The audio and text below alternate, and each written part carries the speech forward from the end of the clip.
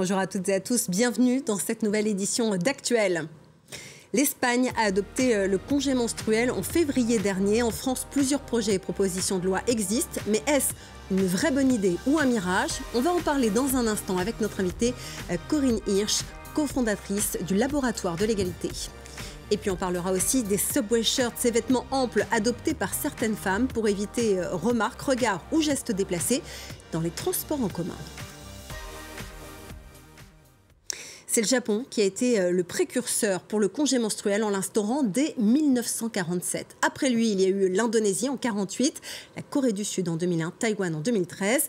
En Europe, l'Espagne aussi l'a fait entrer dans son droit en février 2023. Un congé menstruel pris en charge 100% par l'État pour celles qui souffrent de douleurs invalidantes pendant les règles. Céline Schmitt, Armelle Exposito. Fatigue chronique, douleurs musculaires, migraines. Ces symptômes de l'endométriose rendent le quotidien de Yasmina particulièrement difficile. À 42 ans, elle rêve d'une vie normale. Voici l'appartement que j'ai acheté pour vivre seule. Mais à cause des douleurs que me provoque la maladie, je ne peux pas. J'ai besoin d'aide pour cuisiner ou encore pour me déplacer jusqu'à mon lit. Tu veux de l'aide? Impossible pour Yasmina de vivre sans l'aide de sa mère. Diagnostiquée il y a 2 ans, elle consomme une vingtaine de médicaments et compléments alimentaires chaque jour. J'ai dû être arrêtée pendant 10 mois l'année dernière. Par chance, je travaille dans une école publique, sinon j'aurais certainement déjà perdu mon emploi. L'Espagne vient d'instaurer un congé menstruel pris en charge par l'État dès le premier jour, sous réserve d'un avis médical.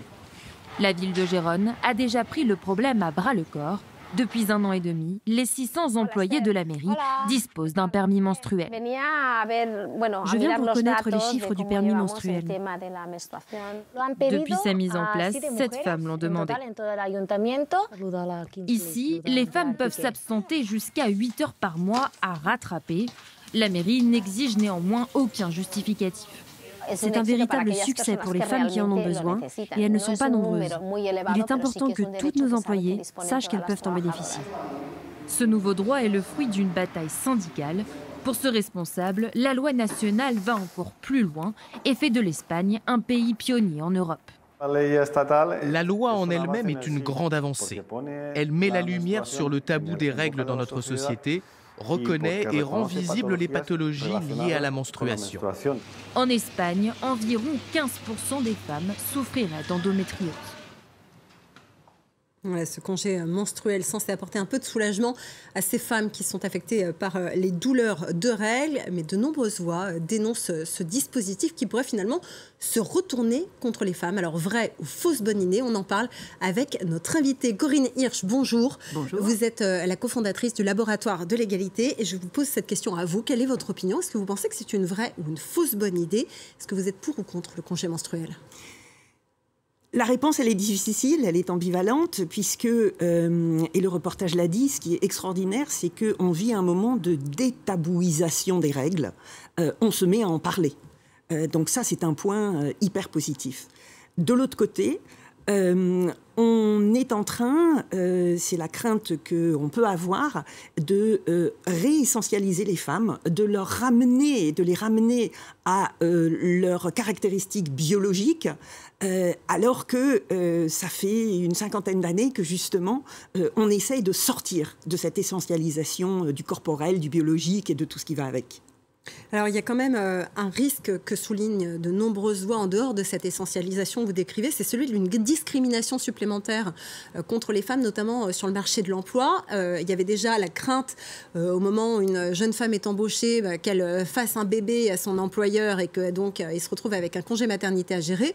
Désormais, ce serait le risque que chaque mois, une nouvelle femme embauchée s'absente régulièrement. Est-ce que ça, c'est justement pas le problème principal de ce dispositif s'il entre en vigueur en France?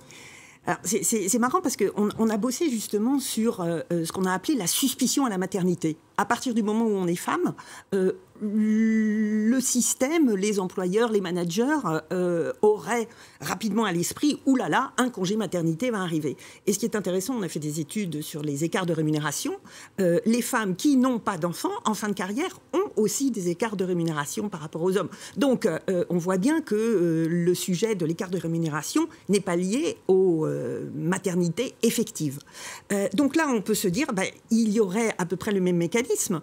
Tous les mois, les femmes, pendant 4 ou 5 jours, seraient indisposées, puisque c'est le mot qu'on utilise, avec tout ce qui va avec. Elles seraient fatiguées, elles auraient leurs humeurs, donc elles seraient de mauvaise humeur. Donc, quid de la productivité de mon équipe?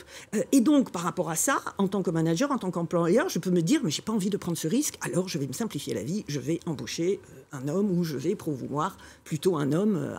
C'est vrai qu'il y a cette dimension aussi qu'on rentre dans la vie privée des gens, que l'entreprise demande à savoir des choses qu'elle n'a pas besoin de savoir. Quand on est malade, il n'y a pas marqué dépression, anxiété, bronchite. Donc comment ça pourrait s'inscrire dans le droit courant, quoi? Alors, ça, vous me posez une question à laquelle, pour l'instant, personne n'a répondu, bien qu'on s'oriente quand même vers le sujet médical. Et ça, l'endométriose, elle doit être gérée à titre de maladie. Donc, ça serait congé maladie menstruelle, c'est-à-dire que les médecins auraient la possibilité de mettre en arrêt maladie des femmes qui auraient des douleurs de règles incapacitantes. Le sujet, il est là. Mais après, c'est vraiment le lien qui va faire en rebond avec toutes les femmes. C'est-à-dire que dans certaines entreprises, j'avais lu des témoignages, donc que c'était offert à toutes les femmes. Et là, alors on va se poser la question, alors des femmes qui prendraient leur congé menstruel tous les mois, est-ce qu'on commencerait à dire, oui, mais alors c'est des chochottes, ou alors elles s'écoutent trop? Inversement, des femmes qui ne prendraient jamais leur congé menstruel, on pourrait se dire, mais alors celles-là, elles ne s'écoutent pas assez, elles font les fières. Voilà, donc l'inquiétude qu'on peut avoir, c'est le côté finalement perdant-perdant de la solution si on s'adresse à toutes les femmes. Alors, le faisant en lien avec le congé menstruel de toutes les femmes. Est-ce que vous avez une idée qui permettrait justement de ménager la chèvre et le chou, c'est-à-dire l'entreprise et les femmes qui en ont besoin de ces arrêts? Déjà, je crois que détabouiser, ça serait extraordinaire. C'est-à-dire qu'on passe par la banalisation des règles des femmes plutôt que par la problématisation. Et là, on est en train de rentrer par la problématisation, c'est-à-dire d'entrer par les femmes qui ont des problèmes avec leurs règles. Et je ne dis pas qu'il ne faille pas du tout traiter ce problème-là, mais ne pas en faire une généralité. J'ai l'impression qu'il y a confusion dans le grand public sur le sujet. Et si on mettait au pot 10 jours, 5 jours, 7 jours, j'en sais rien, par an, pour tous les salariés, femmes et hommes, pris à disposition et à discrétion, en fonction des besoins. Ça serait peut-être une façon de sortir de la stigmatisation possible qu'on entrevoit un petit peu et qui nous gêne. Merci beaucoup Corinne Hirsch pour cet éclairage sur la question du congé menstruel. Fausse ou vraie bonne idée, c'est à trancher. En tout cas, une autre fausse bonne idée pour certaines, en tout cas, c'est la subway shirt, la chemise de métro, destinée à cacher sa tenue dans les transports en commun pour éviter mains baladeuses et remarques déplacées. C'est en tout cas la solution qu'adoptent de plus en plus de femmes pour cacher ce sein ou ses cuisses qu'on ne saurait voir. Valérie Lerouge, Jean Desrousseaux, Sarah Lerche. Des sifflets, des remarques déplacées ou même des agressions sexuelles, 9 femmes sur 10 affirment avoir été importunées dans les transports en commun. C'est pas la première fois que je me fais harceler au métro et je pense que ça va pas être la dernière. C'est vrai qu'on peut rarement marcher sans qu'il y ait des regards, que ce soit dans la rue, dans le métro, on en parlait tout à l'heure d'ailleurs, qui sexualisent nos corps. Pour tenter d'y échapper, une technique simple est promue par des Américaines sur les réseaux sociaux. À New York, si vous prenez le métro, n'oubliez pas votre subway shirt. Subway shirt, traduisez chemise de métro pour dissimuler une tenue légère.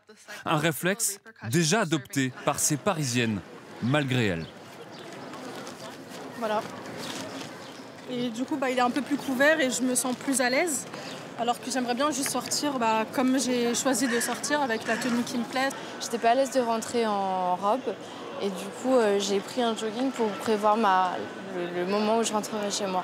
Mais pour la plupart de ces femmes interrogées, pas question de se résigner à se cacher. Le problème ne vient jamais du vêtement, mais du harceleur. On est libre de se présenter dans l'espace comme on le souhaite. Et de devoir s'adapter parce qu'on a peur de représailles de d'autres personnes, c'est pas normal. Ça me fait de la peine, franchement. Nous, on a demandé justement à être les féministes, à être libres de notre corps et pouvoir se promener comme on veut. Donc je vais vous montrer la veste que j'ai choisie pour pas... La chemise camouflage est-elle un échec et un retour en arrière? Pas forcément aux yeux de certains sociologues. On est plutôt dans quelque chose de l'ordre d'une résistance, c'est qu'elle se filme. Elle se filme avant de prendre le métro pour dénoncer. C'est-à-dire qu'on n'est pas sur quelque chose d'une stratégie individuelle des femmes parce qu'elles ont peur, elles vont changer de rue, etc., etc. Là, elles le font de manière collective et en interpellant les réseaux sociaux. Depuis le mois dernier, l'outrage sexiste est un délit passible de 3 750 € d'amende et d'une peine de prison. Et voilà, c'est déjà la fin de cette édition. Merci à vous de nous avoir suivis. À très bientôt sur France 24.